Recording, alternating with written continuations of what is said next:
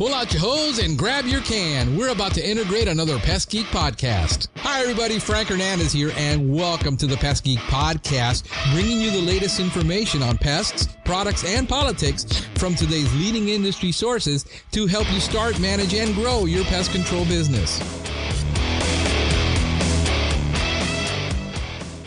Hey, welcome back. Welcome back to this edition of the Pest Geek podcast. I am Frank Hernandez. The Pest Geek Academy is coming along. However, it is taking a lot longer than we thought. We're still recording classes. We're still dealing with quizzes and setting up that infrastructure.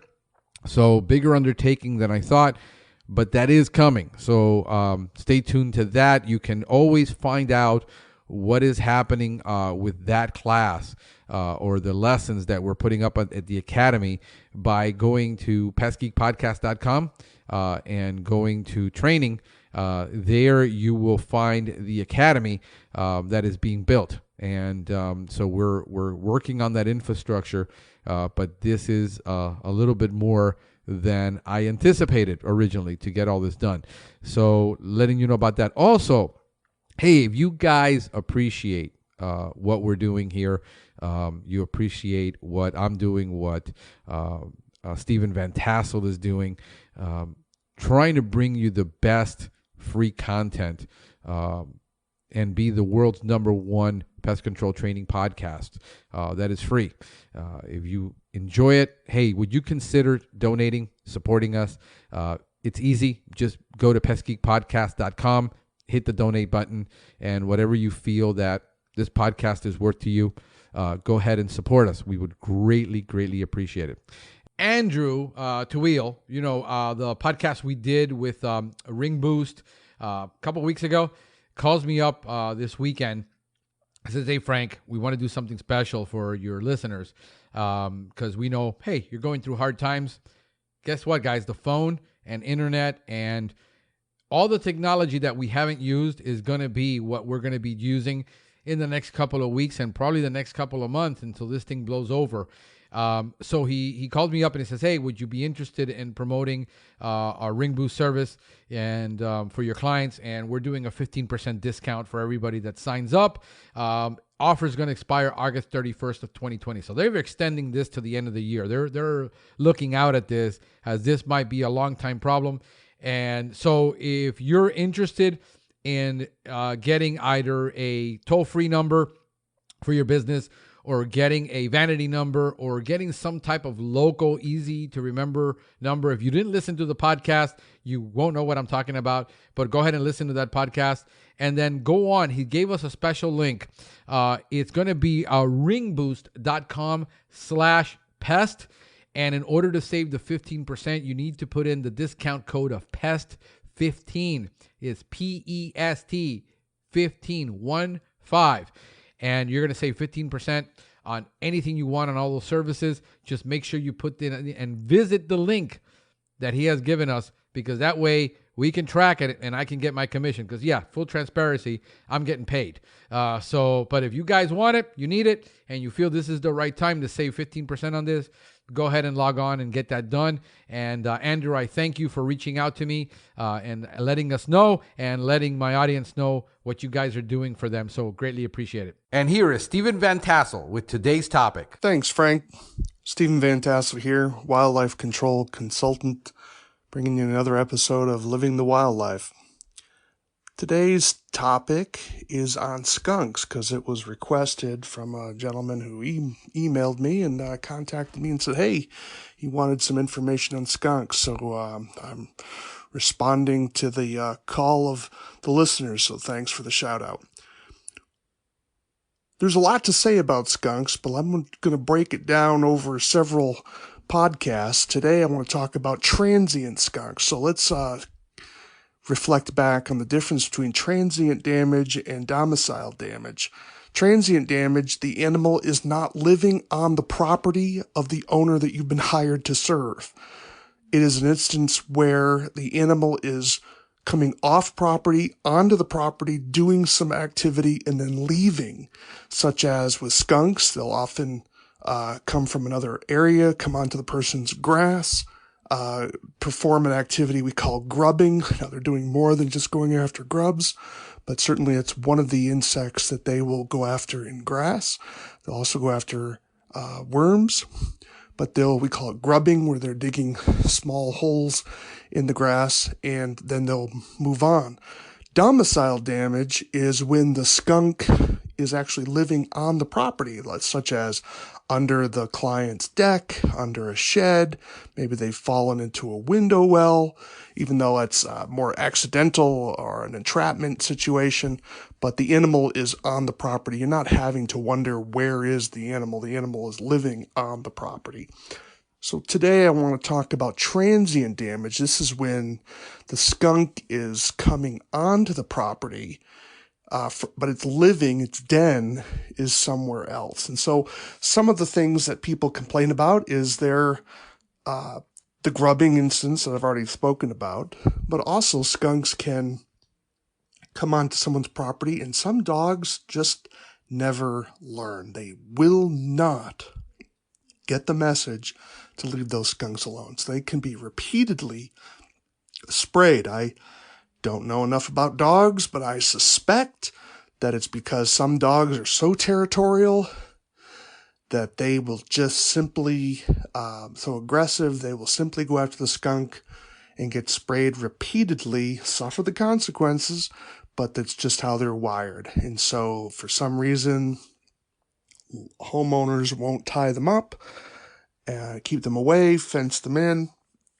and they go after the skunk, or the skunk comes underneath the fence, and voila, there's an entanglement. The dog is spooked the skunk, and the skunk gives that dog a blast. Sometimes the skunk will die. So I'm not going to talk about rabies today.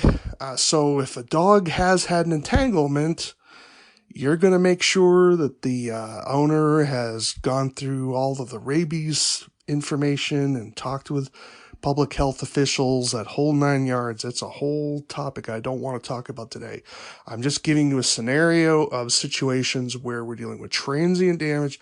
How do we control or stop the problem with transient damage? All right. Well, the easiest solution, of course, would be to simply harden the person's fenced-in backyard, if it is fenced, to prevent skunks from easily accessing the backyard. Now, obviously, that doesn't do anything about the front yard, but if you can exclude an animal out, do it. I tell people all the time, look, this is not, trapping is awesome and it's important, but sometimes we're trapping animals that don't need to be trapped. Close the barn door. If the horses are getting out of the barn, close the door. And so this would be the same thing with skunks. If you can prevent the skunks from having access to the sensitive area to begin with, and it's relatively inexpensive, and it'd be permanent. So how would you go about doing that? Well, if a person has a fenced yard already, sometimes you can use something called I think it's called Defender. I'm trying to remember the company name here, but it's sort of it's a product that, Defense. There it is, Defense. And so basically it's a steel pronged product that you hammer into the ground. And so you have a device and it will come in like foot lengths or maybe 2 foot lengths, and you just hammer this down into the ground. And so you basically make up for any distance between the fence and the soil below it, and this prevents the skunk from getting underneath it, digging underneath. It's a bit pricey, from what I understand, but it's easy to install. Make sure that there are no subterranean pipes that you're worried about. Obviously, if you're in heavily rocky soil, that's going to be really hard to install. Or you have a ton of roots. Roots may not be quite the issue. In other words, the tines may bend around some of those roots.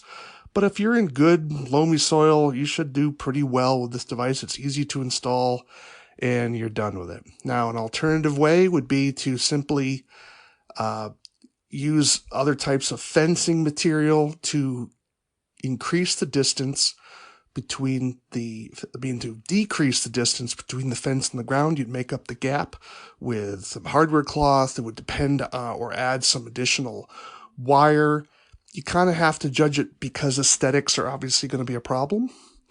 And you're going to want to at least put that down into the ground as far as you can. You'd want to go down probably 12 inches, but probably at least 6. If you can go vertically down, ideally you want an elbow in that, at a 90-degree angle, where it goes down 2 inches, and then out at a 90-degree angle away from the property that you're trying to protect. That way, when the skunk hits the fence, he tries to dig underneath it, and he's standing on top of the mesh. So think of it as a big L, but you're only 2 inches under the ground. You say, well, why aren't you going deeper? Well, why do you need to? Why make the skunk dig down 6 inches to try to dig underneath? Why not just stop him right there? Plus, it's a lot less digging for you. Use a sod shovel, cut the grass, move the grass aside, put the mesh down, tack it down with some nails, then place the sod back in, have the client water it. Now, the challenge with doing this, of course, is you have to have permission from the owner of the property that you're doing the L on. So, because typically fences are placed near the edge of the property line or just inside. So when you have the L extending out, it will probably be on the neighbor's yard. You could do it an internal L, but you'd want to probably go deeper than the 2 inches. Probably go down maybe 6 and then L it out. Or not even bother with that. You get a ditch witch and just simply trench something down about a foot. Most animals aren't going to dig that far. It's just not worth it for them. You got to make sure the mesh of the fence is less than 4 inches. I would probably want to bring it down to 3 inches. So you may need to extend the fencing a little bit higher than that, probably a foot or so higher than that. Skunks aren't really great climbers. And so the idea is you just don't need to do a lot more than that because skunks are probably just going to move on to another place. So that's an exclusion. Again, that may be a bit much for your client, but it is an option. It's certainly something that you need to consider because some jobs can be solved very easily by just simply hardening the fence and preventing the skunk from having access to the sensitive area. How about pesticides? Can you stop a transient skunk from digging on a property using pesticides by controlling the grubs? Perhaps over the long term you could. The problem is once the skunks have discovered the property, putting grub control down, the skunks are just simply going to finish digging out the yard before the insecticides had an effect. I've found in my experience skunks can continue to dig up a yard for 2 weeks. So if your client's going to be happy with that, I tell them, look, the pesticide is more of a control issue for the next year, not for this year. So that can be helpful. There are various products out there that can be used to control grubs. Now, understand the person can have a grub-free lawn and may still have trouble with grubbing. If there's plenty of worms in there or other insects, there still could be some grubbing going on. Again, grubbing is just a blanket word for the skunk going after invertebrates inside the soil. And they're very precise. They're not like raccoons. Raccoons will shred the soil. Skunks are very precise. Think of it like a squirrel digging an acorn and burying it. Skunks are just like that. They go right to that very spot, use their long nails and dig it up. And they will literally systematically work their way through a yard. And when they're finished, they're going to stop because there's no more food. If no food, no skunks. So that's the other option. Just simply tell the client to wait.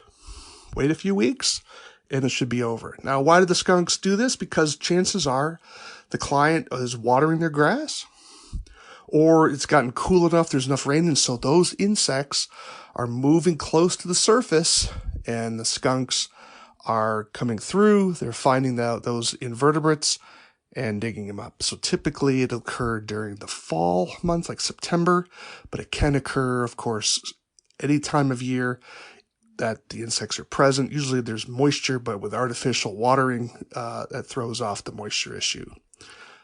So that is why it is happening. So what if a person says, look, I just want the skunks gone? There's a lot of lawn people out there who just adore their grass and want it to stop. So what are you going to do? Well, you're going to have to probably trap.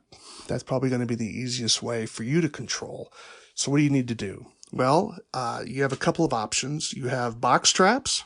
There are special box traps that are completely enclosed, and they allow the skunk to be caught, and then you don't have to have a blanket or anything. Just walk up to the trap and remove the skunk and dispose of it according to your state law and humane regulations. If you are using a cage, you always want to make sure you are using a blanket. I always recommend no cage trap should ever be set that's not covered at least 50% with either some sort of a cover on it. You want to give the animal shelter from the elements, but you also want, if you catch a skunk, you also want to have a blind spot to approach it. You never want to just throw a cage out in the ground, because skunks have a tendency to walk into cages set for other animals, and that can be a little bit of hassle. So what kind of size traps do you need? I like 7x7x24 size traps. They worked really well for me. I worked in Massachusetts. If you're in a little bit more northerly areas, that still should be enough space, but you can certainly use a larger trap if you wish. But a 7x7x24 should be enough. I like using professional versions of the traps because you have a 1/2 inch by 1 inch mesh. It's not required to do that, but it is helpful because it saves you a step. Because if you are using 1 by 1 inch mesh traps, you want to make sure you're putting some hardware cloth underneath the trap, the footprint of the trap that extends out at least an inch or two on all sides. You say, why are we doing that, Stephen? Well, the reason is a trap skunk, they dig in the cage. And so if you have 1 inch by 1 inch mesh on that trap, he will be excavating soil and grass into that cage. And so you will basically have a rototilled area, a rectangular area, the size of the footprint of the trap, and you'll have 10 to 15 pounds of soil and grass in that trap when you come to it the next day. Now, your client has called you to control a skunk for damaging his grass. So how do you think your client's going to feel when there is a rototilled section on his turf? Now, he'll be happy the skunk has been caught, but he won't be happy seeing this rototilled rectangle 7x7x24 on his property.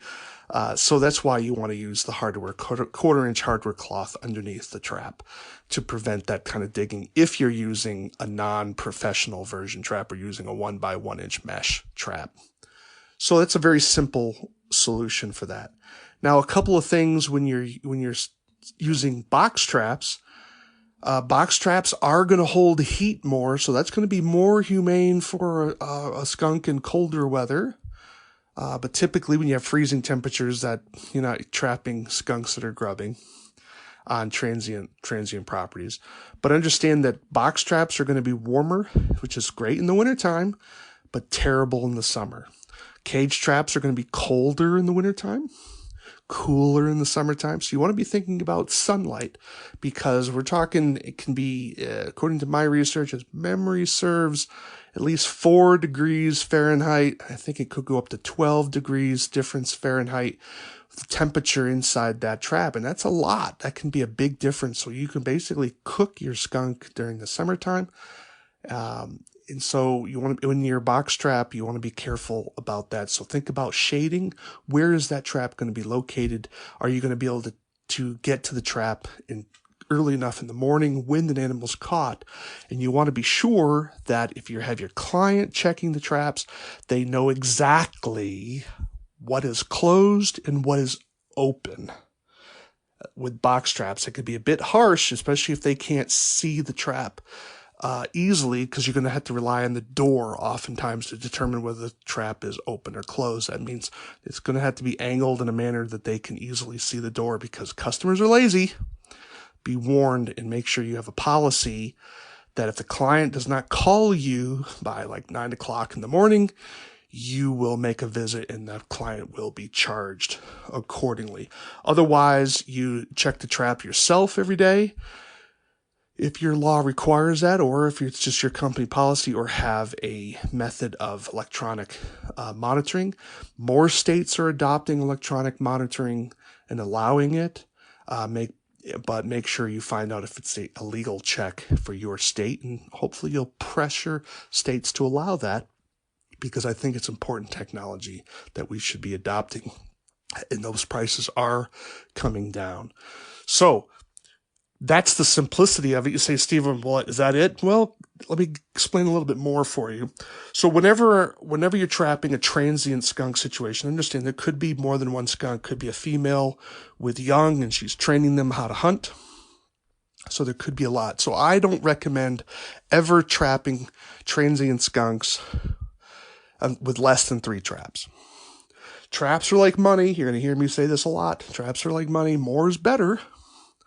So by all means, use more. So where do you place them? Well, try to evaluate the property and ask the question, where are the skunks likely denning and where are they walking? So skunks like to follow edges. They're edge animals. They like to be in broken forests, which would be plains area, places where there's grassy areas with woods and grassy areas and woods. So they like that. They also like living under sheds. They like living under decks. And so they have a preference for that. So ask yourself the question, as you're looking around the neighborhood, where do you think those skunks may be coming from? And so sometimes you can tell if a lawn is fenced, you can see, well, where is there a 4-inch gap underneath that fence? Is someone going to check? You can ask the homeowner. Sometimes they'll have automatic motion lights in the backyard or something, and those will turn on, and they'll look out and they'll see where the skunks are walking from. Sometimes you'll have dew in the grass, and you will see the dew trail. If you don't have any of that, then try the corners, places think of where a skunk has a little bit of cover. They're bold animals, but if a skunk has the option, he'll want to go along the edge of the bush line or something and come along that line until he goes out into the middle of the grass. So that'd be some places you would want to protect, see where that animal is accessing the property. Then you want to look at where the digging is occurring and ask the client, where is the freshest digging that they've seen? Because the skunk will be very systematic. And you would want to place some traps there at the fresh digging, because they'll just start there the next night.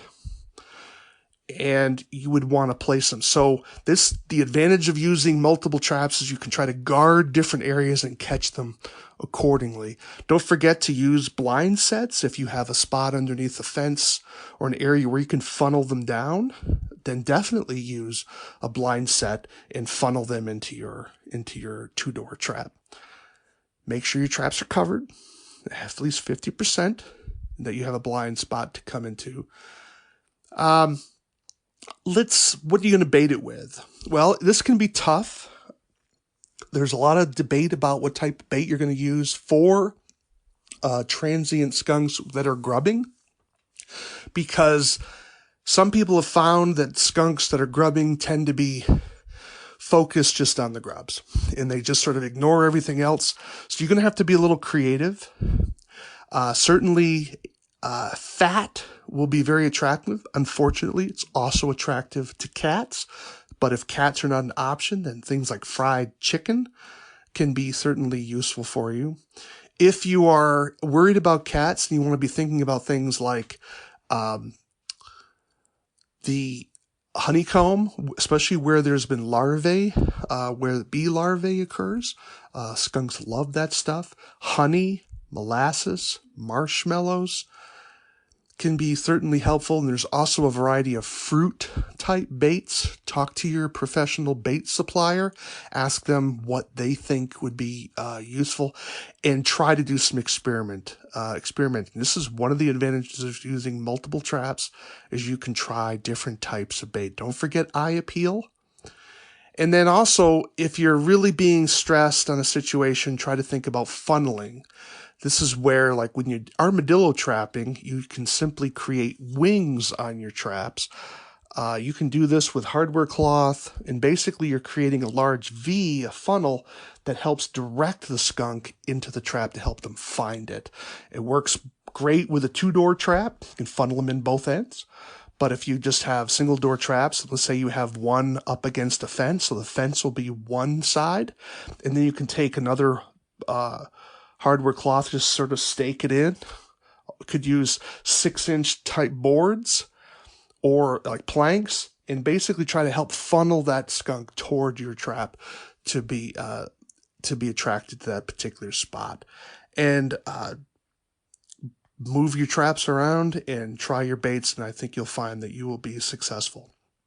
One caution I want to leave you with, if the client, because sometimes clients are doing stuff before you get there, if they've used an insecticide on the property, on the grass, to try to kill some insects within that soil, and it's been 2 weeks ago, I don't recommend taking that job unless the client realizes that the skunk damage can stop precipitously, and the client's going to look at you like you don't know what you're doing, and the skunks have just stopped coming. The problem with transient skunk damage is that sometimes that it can start and finish as rapidly as each other's. For example, they can start digging out of the blue and then stop digging out of the blue. And if you've had an insecticide application on that grass, my experience has been after 2 weeks, the grubbing activity stops. Now, whether that's because of the insecticide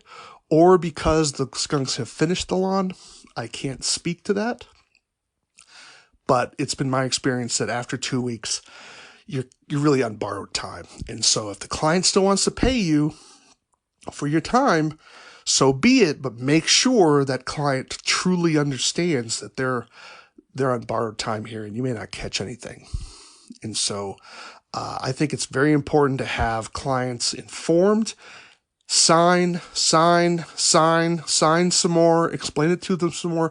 Make sure this is abundantly clear on the phone before you get there. Otherwise, you're wasting a lot of time and money for people, and that can be quite irritating for them. But that's been my experience, so be careful. So how are you going to charge for this? I'm a big fan of the new practice that's been occurring in the industry where people are charging by time. They're simply saying, look, we're going to trap for 5 days. We're going to trap for a week. Here's the cost plus whatever the visits are going to be. And maybe that includes, so the setup time is going to be cover my placement of the trap and my pickup of the traps. And then any additional visits are charged at whatever. You have to work that out. Otherwise, you can try to do a flat rate and you're trapping for a week. Whatever happens during that week is whatever happens during that week. Make sure you calculate your fees accordingly. Make sure clients do not molest your traps. I can't emphasize that enough. People do crazy things with traps when they set them. Sometimes they're trying to save a fee. So make sure you have that in your contract as well. My policy was if people were bothering my equipment, I was done. I would not tolerate that. If I'm working for a business and the employees are fussing with traps, it's a little bit different. But homeowners, we're done. I don't have time for that. And the liability is there. Remember, when you were charging for your services, there's a liability involved. So you had better be very, very careful with what you're doing there. I hope that was helpful for you so far. Again, that's just dealing with transient damage, skunks coming onto the property, but not living on the property. Hopefully it gives you some strategies on how to do that. Love skunk control. Very, very helpful. I think you'll find that this will be beneficial for you as well. I'm Stephen Van Tassel, Wildlife Control Consultant. Do send me your ideas for additional podcasts for the future. wildlifecontrolconsultant@gmail.com. Great. I'd love to hear from you. Again, back to you, Frank. Thank you for listening to the Pest Geek Podcast. If you have enjoyed the Pest Geek Podcast, please give us a rating, write a review, or subscribe to the channel. You can join the Pest Geek Society by visiting pestgeekpodcast.com. Thank you for listening. See you next time.